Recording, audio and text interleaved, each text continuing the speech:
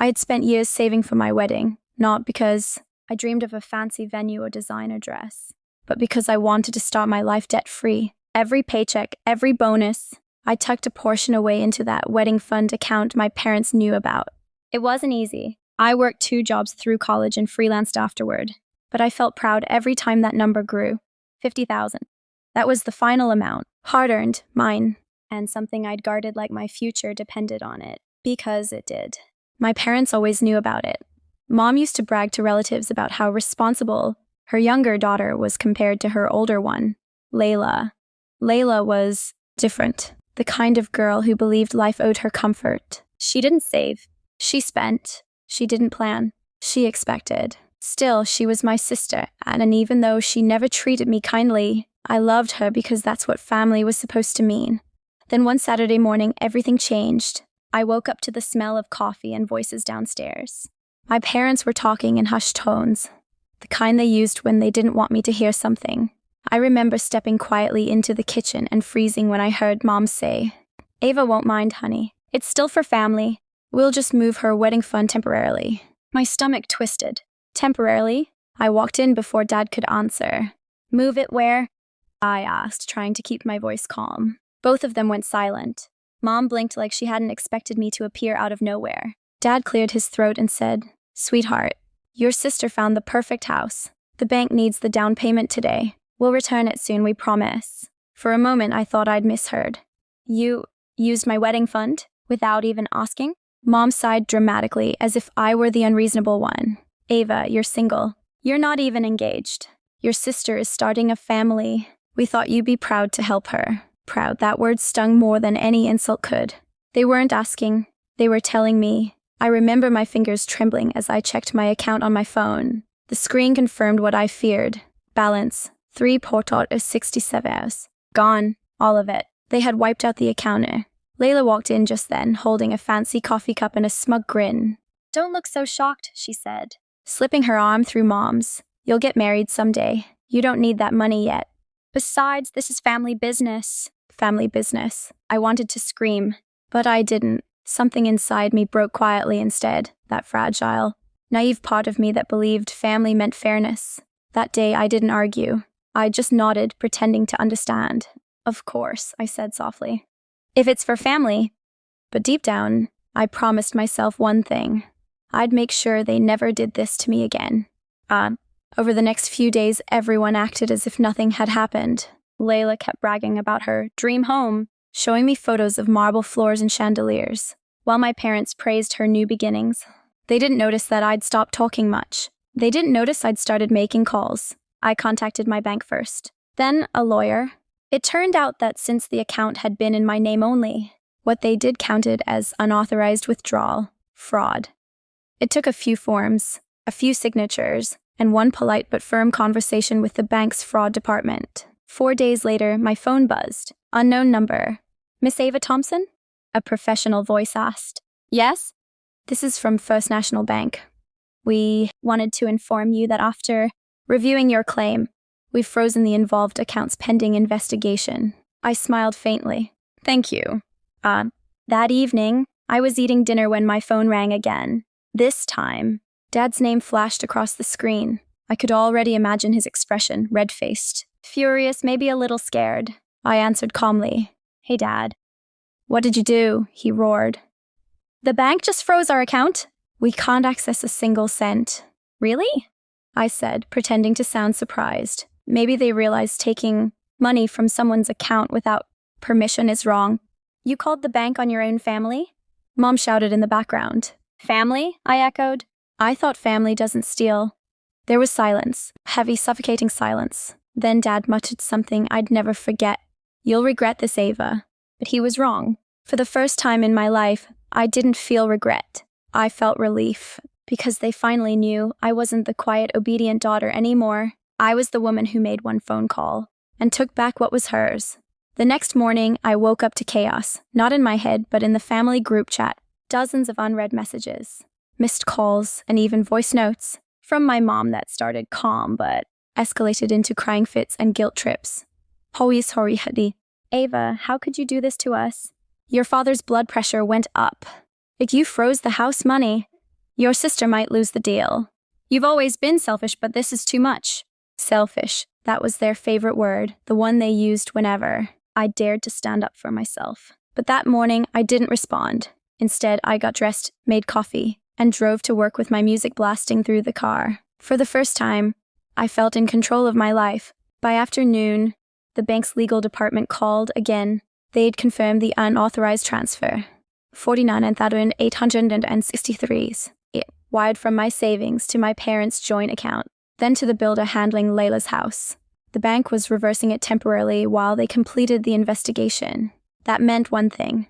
My parents' account remained frozen until further notice. I knew they'd show up soon, and they did. Around 6 p.m., I heard my doorbell ring continuously, like someone was trying to break the button.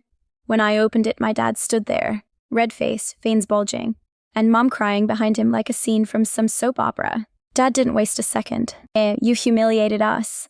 Do you know how it looks when our bank calls about fraud? I kept my voice steady. I didn't humiliate you. You did that yourself when you took my money. Mom stepped forward, clutching her purse dramatically. We only borrowed it. Why couldn't you trust your own parents? I looked straight at her. Because you didn't ask. You just took. Dad pointed a finger at me. We raised you. We gave you everything. That money exists because of the foundation we built for you. I interrupted. No, Dad. That money exists because I worked for it. Every night I stayed late at the office. Every freelance project I did, every penny I saved. You didn't earn it. I did. For a second, silence hung between us. Then Layla's car pulled up. She stepped out wearing designer sunglasses, all attitude and perfume. You've gone insane, Ava. Because of you, I might lose my house. The builder called this morning. They're threatening to cancel the deal. Oh, I said, folding my arms. So my money was the key to your dream? She scoffed. You're single. You don't even need it. You've always been jealous of me. Jealous, that word made me laugh out loud. Jealous? Of someone who lives off handouts? Her face went pale, then red. You're evil. No, I said softly. I'm just done being your doormat. Dad stepped closer, trying to intimidate me. We can fix this if you call the bank and withdraw your complaint. I met his glare head on. No, Mom gasped. Ava, think about your family's reputation. I smiled faintly. For once, it's time someone thought about mine. They left that night after hours of shouting, threats, and guilt-tripping. I didn't flinch once. But when the door finally closed behind them, I sank to the floor and cried. Not because I regretted anything, but because I realized something painful. I'd finally accepted that the people who raised me didn't respect me. That realization changes you. It hardens you, but also frees you. The next week was silent. No calls, no texts, nothing. I kept working, pretending like life was normal, but deep down, I wondered what they were planning next. It didn't take long to find out. One evening, my friend Ethan, who worked in real estate, called. Ava, did you know your sister and parents tried to put the new house in your name before the transfer? I froze. What? Why? He hesitated. To avoid taxes. The builder said it'd look better if the younger daughter, meaning you, was the buyer. But now that the funds are under investigation, the papers got flagged too. The property deal's officially suspended. I laughed bitterly. They really thought they could play the system and play me. Ethan sighed. You should probably lawyer up, just in case. So I did. My lawyer advised me to let the bank process run its course. They'll either return your full amount, she said, or your parents will have to prove they had permission. Either way, you're in control. Control. That word felt powerful. By the third week, the investigation concluded. I received a formal letter stating the funds were restored to my account. Along with it came an email from the bank saying their joint account would remain restricted due to inconsistent financial behavior. I didn't smile this time. I just closed the laptop and took a long breath. A few days later, Layla texted me for the first time since the blow-up. You won, Ava. Hope you're happy. You've ruined everything. I typed back. No, Layla, I didn't ruin anything. I just stopped letting you use me. She left me on scene. That weekend, I went to my favorite cafe, sat by the window, and finally transferred the $50,000 into a new account. This time, one only I could access. I labeled it future, not family. As I sipped my coffee, I thought about how easy it had been for them to call it family money when it suited them, and how quickly they'd turned against me when I fought back. But deep down, I didn't hate them. Not anymore. They'd already taken enough of my peace. I wasn't giving them my hate too. That day, I made a silent promise. Next time they tried to control my life, they'd find out just how strong the quiet one could be. And when that time came, I'd be ready. 3 months passed. 3 long, quiet, strange months. My parents didn't call. Layla didn't text. Even the extended family, usually full of gossip and unsolicited opinions, had gone radio silent. I thought maybe they were giving me space. But I should have known better. Silence in my family never meant peace. It meant plotting. One chilly Thursday morning, I got my answer. I was sipping coffee in my apartment when an envelope slid under my door. It wasn't mail. It was hand-delivered. Inside, I found an invitation embossed in gold. You are cordially invited to the housewarming. Party of Mr. and Mrs. Daniel Carter at their new home. Address 17 Maple Grove Lane. Layla's new home. My first reaction was confusion. The deal was frozen, the money returned. But when I looked closer, I saw a small note attached in Layla's handwriting. Guess who found real support, sis? Maybe you'll learn what family loyalty means someday. I felt my chest tighten. She'd done it. My parents must have pulled favors, borrowed from relatives, maybe even taken loans to make her dream home happen, all to prove they didn't need me. And the part that hurt most wasn't the message. It was that I'd actually been invited. For days I debated going. Ethan told me not to. They'll just try to humiliate you again, he warned. But something inside me said, no, not this time. So I decided to go, not for them, but for me. To face them, not as their scapegoat, but as the woman who finally stopped being afraid.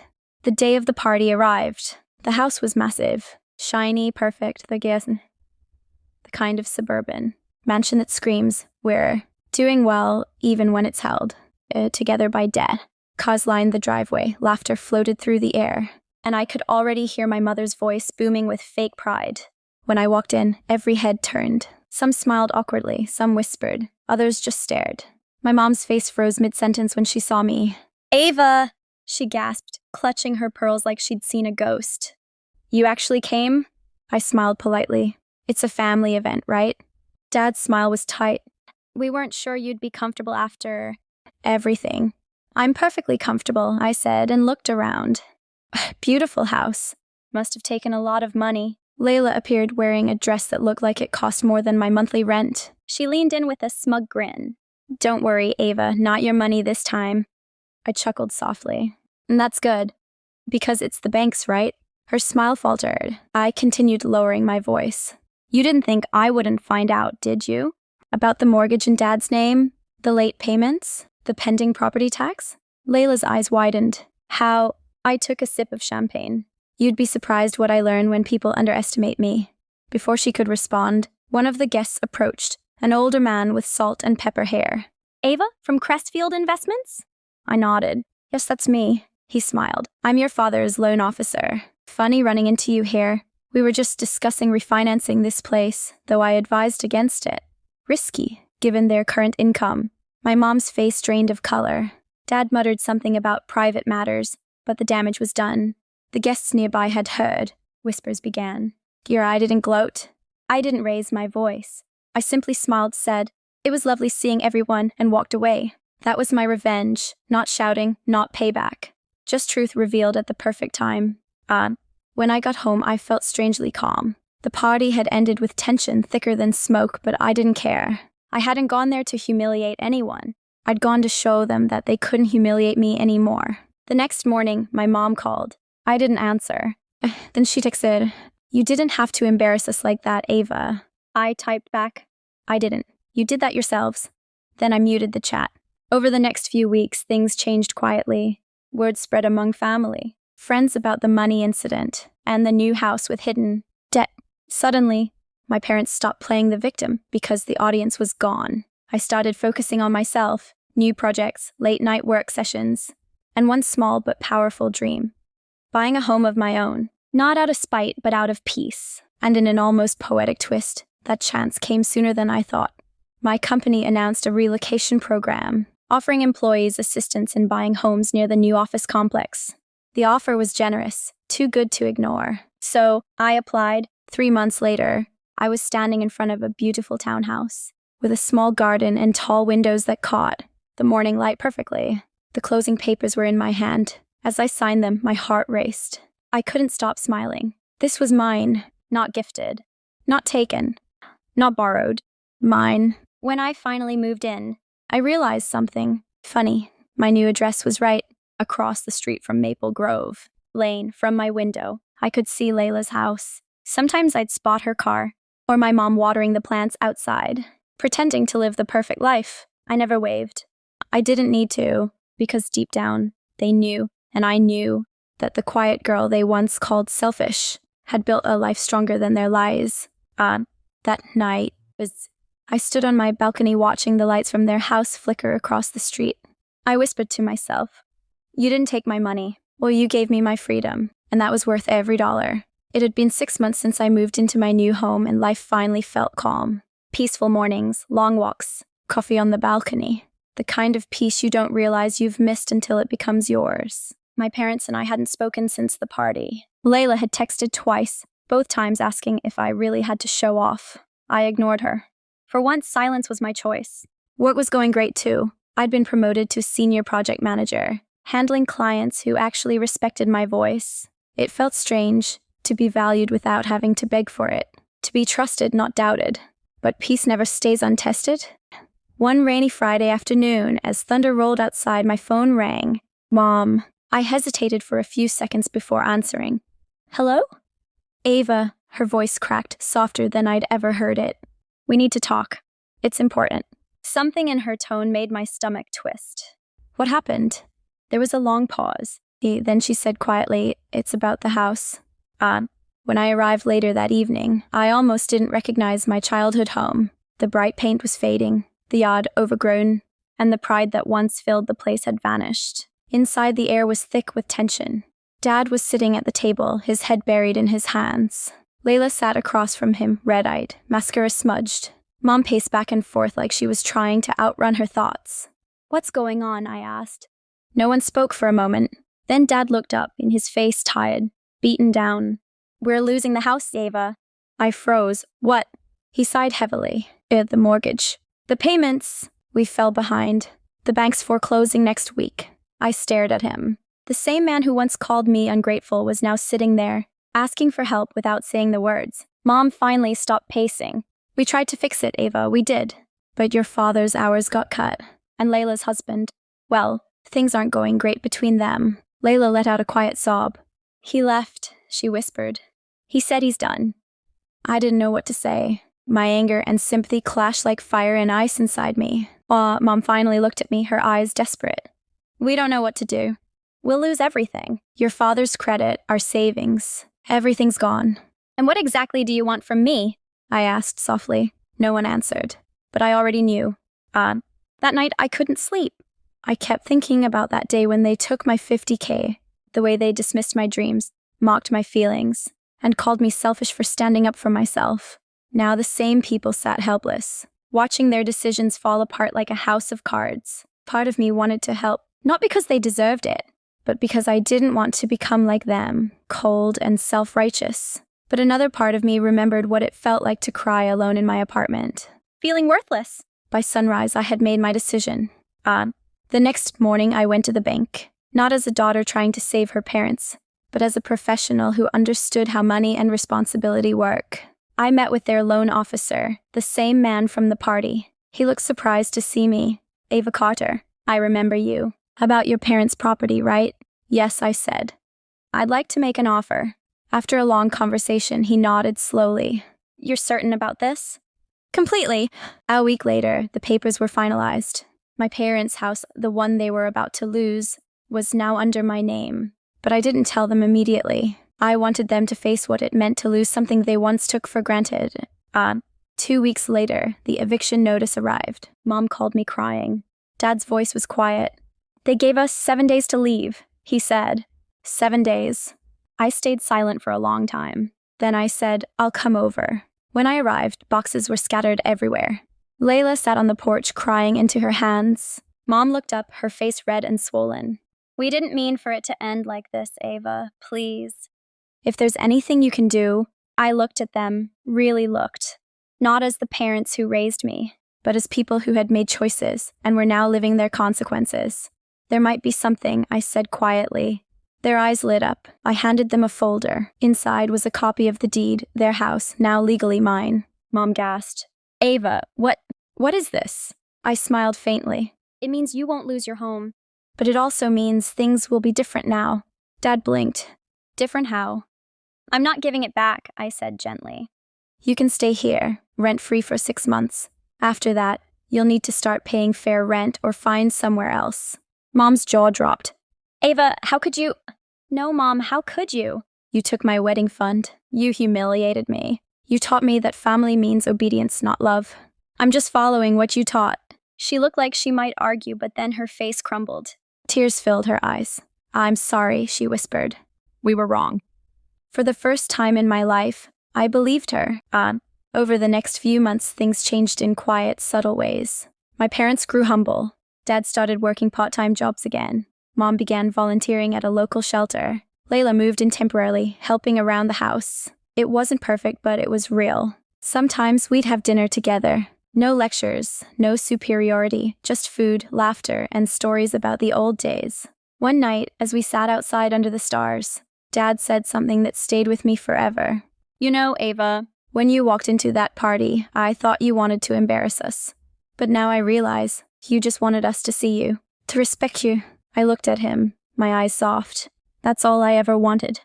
He nodded slowly. You earned it. Every bit of it.